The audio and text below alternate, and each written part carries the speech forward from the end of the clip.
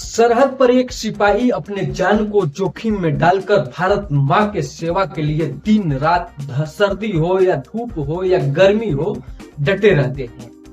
वही सिपाही जब शहीद हो जाते हैं तो उनके घर वाले पर क्या बीतती है और पूरा देश कैसे श्रद्धांजलि देता है, वही खबर निकल कर आ रही है। ऑपरेशन सिंदूर में पाकिस्तानी ड्रोन से जब हमला हो रहा था, उसमें बक्सर के लाल, चौसा के लाल अपने जान गंवा देते हैं।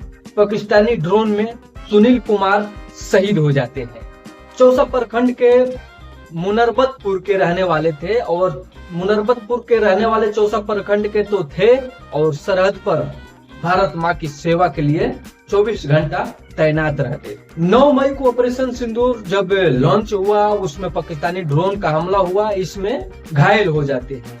घायल होने के बाद उनको सैन्य अस्पताल में 22 दिन तक इलाज होता है, जो कि उधमपुर में सैन्य अस्पताल है। उधमपुर में इनका 22 दिन इलाज होता है और 22 दिन के इलाज के बाद अब वो फाइनली इस दुनिया को छोड़कर चले जाते हैं, भारत माँ की गोद में समा जाते हैं। सभी मंत्रीगण, तेज प्रताप यादव हो, तेजस्वी हो, मंगल पांडे स्वास्थ्य मंत्री जी हो और नीतीश कुमार जी हो, सभी लोग श्रद्धांजलि देते हुए उनको पटना एयरपोर्ट से चौसा के लिए उनका गाड़ी रवाना करा दिया जाता है।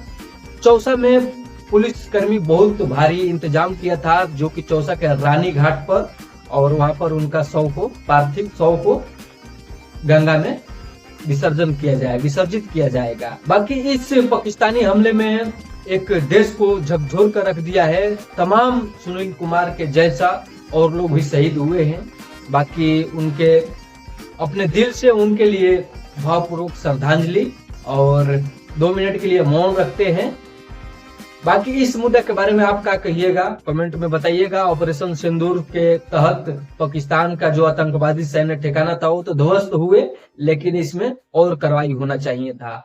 1-2 को मारने से कोई मतलब मिलेगा नहीं। पूरा पाकिस्तान में ही आतंकवाद है, पूरा पाकिस्तान को खत्म कर देना चाहिए था। बाकी इस विषय के बारे में आप जो सोचते हैं कमेंट बॉक्स में अपना प्रतिक्रिया जरूर बताइए और चैनल पर नए हैं तो चैनल को सब्सक्राइब करके ज्यादा से ज्यादा शेयर करें। धन्यवाद। जय हिंद।